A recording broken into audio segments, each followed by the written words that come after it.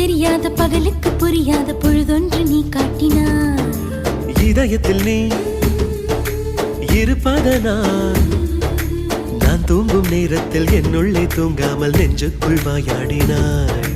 கண்ணாடி நீ கடிகாரம் நான் உன்னுள்ளே ஓடோடி வாழ்வே.